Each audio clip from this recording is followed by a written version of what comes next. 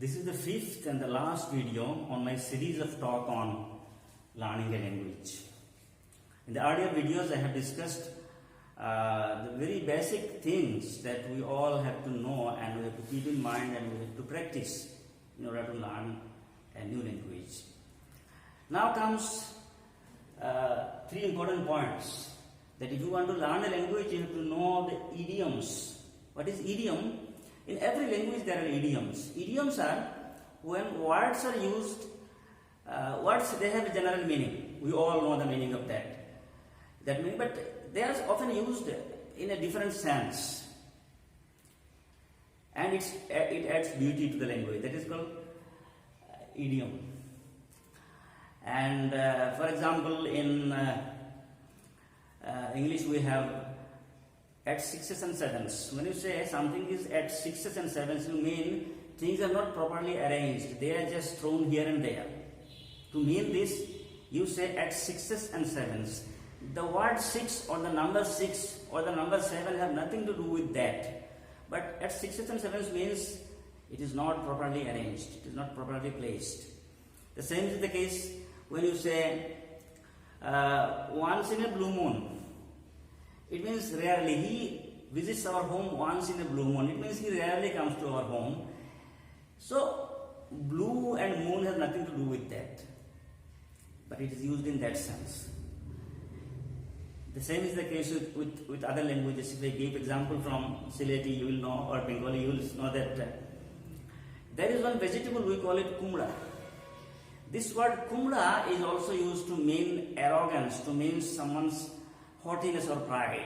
It means he is very arrogant, he is very haughty, he is not that sweet in behavior. Sometimes you call someone who is very heroic, he is very strong and he can win, he can destroy anyone. Bagor Bacha. It does not mean that he is the son of a tiger. He is a human being, but Bagor Bacha is used to mean that. These idiomatic uses, in English we know it, many of these idioms you also know, for passing exams you get them. But these idiomatic uses of words are there in every language. Whenever you are going to learn a language, you have to know these also. In Sileti there is another one, tutota. This means you want to go inside someone's favor. You are going to receive someone's favor. Someone should be very happy with you and he should favor you. You are going to please him. You are trying to tutota. That is it. Then comes knowing proverbs. Idioms are words, a group of words that has a meaning other than the dictionary meaning of the words, the general meaning of the words. When you talk about proverbs, there are some statements, some sentences which also convey beautiful meaning. The literal meaning gives one thing, but the sense behind it is different. And if you want to translate it, I earlier told that translation doesn't often work. It sometimes does work. If you say where there is a will, there is a way. In our language you say the same thing.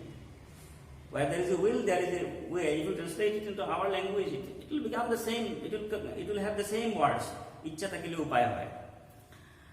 When you say it takes two to make a quarrel in English, we have a proverb like this. It takes two to make a quarrel. This cannot be translated exactly. This is what you will say. Again, you say, for example, all that glitters is not gold. Translation is easily made. So, in case of proverbs, sometimes you can very well translate it into your language. But the bottom line of what I am saying is that proverbs are there in every language. They convey a meaning which is often different from the literal meaning. That we also have to know when you are going to learn a language. Another very important point is knowing culture. What is it? If you want to learn a language, you should know the culture of the native speakers of that language. Let me give an example. If you want to learn Assamese, then there is Husori. It is a part of the festival during Bihu. You should know this. Unless you know the meaning of Husori or what it is, you have no idea about it. You will not find in any dictionary that Husori means exactly this thing. You can get a description of Husori, but exactly there will not be a word-to-word translation. since this is an essential part of Assamese culture, you have to know the meaning of it if you want to learn Assamese. Otherwise, you will find it difficult to communicate or to enjoy speaking Assamese with the native speakers. The same is the case with Sylheti, for example. In Sylheti, there is a word called Nayor. This means a married woman, she goes to her paternal home, she stays there for some days. That is possibly something peculiar, something unique in our system. So this word Nayor, if you want to learn Sylheti, you have to know this kind of thing. Murta, for example, it is a plant from which we get cane, and mad is made out of that. So what is this Murta? This Murta and Nayor are also parts of Sylheti culture.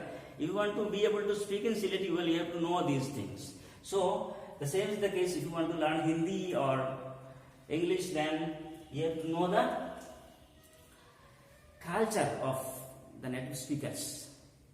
Then only there are many words which are closely associated with culture. That's why about language it is said, language is culture specific. So that knowing the culture of the people is very, very important. Then there are many other issues which I might not have discussed, but these things may come during my talk in other videos. But in all these 5 videos, whatever I have discussed, these things are essential to learn a language. And if we don't know this, then we'll find difficulty in we may be able to learn a language, but it will not be that smooth, it will not be that easy for us to communicate. So then I hope that you people will be benefited from what I have talked, and if that happens, if you really are benefited, then I will think that my efforts have become fruitful. So thank you very much for being with me, and meeting you soon in some other videos. Thank you very much.